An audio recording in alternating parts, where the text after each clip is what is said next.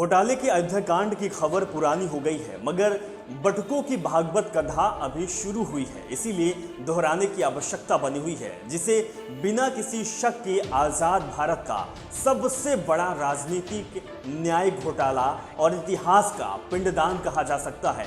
वह है अयोध्या में कथित रूप से राम जन्मभूमि बनाई जाने वाली जगह पर बनाया जाने वाला राम मंदिर जो कि अभी बनना शुरू भी नहीं हुआ है कि स्वयंभू राम भक्त पूरे प्राणपत से उसे एक ऐतिहासिक धार्मिक घोटाला बनाने में जुट गए हैं। दस्तावेजी सबूतों के आधार पर खबर आई है कि मंदिर क्षेत्र के लिए बने राम जन्मभूमि न्यास द्वारा खरीदी गई जन्मभूमि की कीमत सिर्फ 5 मिनट के अंदर 2 करोड़ से बढ़कर अचानक 18.5 करोड़ रुपए हो गई है।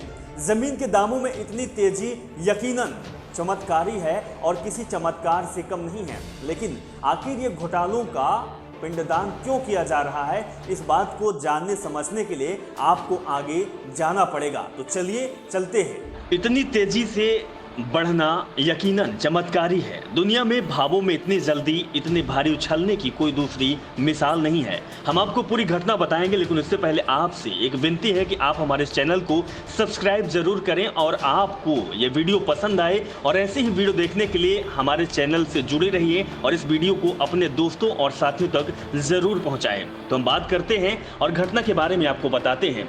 मार्च की 18 तारीख की शाम 7:10 पर कुसुम और हरीश पाठक ने 12,000 वर्ग फीट जमीन रवि मोहन तिवारी और सुल्तान अंसारी को 2 करोड़ रुपए में बेची।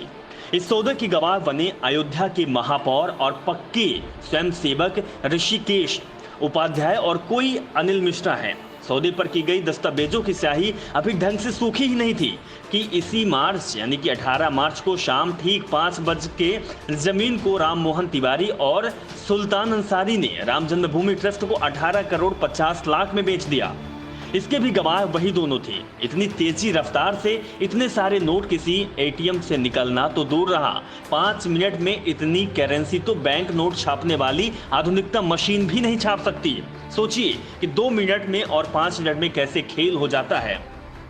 तो जैसे ही असाधारण घोटाला उजागर हुआ, वैसे ही पूरा संघी ब्रिगेड और उनका पारंपरिक पालन पोषण करने वाला कारपोरेट मीडिया पूरे जी जान के साथ एग्रीमेंट सौदे बेनामी बिक्रीनामे के नाम पर न्यास की संघी सचिव चंपत राय द्वारा बनाई जा रही बचावो बहानों की जलेबियों की हाट लगाकर बैठ गया। इस बीच जमीन के बढ़ते बाजार मूल्य के दावे किए जाने लगे। अगर इनकी सफाई और स्पष्टीकरण के झूठ की पोल खुद न्यास द्वारा इन्हीं कुसुम और हरीश पाठक से खरीदी गई 10,370 वर्ग मीटर को 8 करोड़ रुपए में खरीदे जाने के दस्तावेजों ने पूरी तरह से पोल खोल दी। खासतौर से तब बात सामने आती है जब पहले वाले सौदे में खरीदी गई जमीन दूर दराज के इलाके में थी, जबकि उससे आधे से भी कम में खरीदी गई लगभग उतनी ही भूमि सड़क किनारे एकदम मौके पर जगह पर थी। तो राम के नाम पर कैसे लूट होती है, ये आप समझ सकते हैं। और आगे भी आपको बताएंगे कि राम के नाम पर जनता से जुटाए चंदे में सेंध लगाकर उसे चंपत करने वाले इसके बाद चुप लगाए बैठे हैं।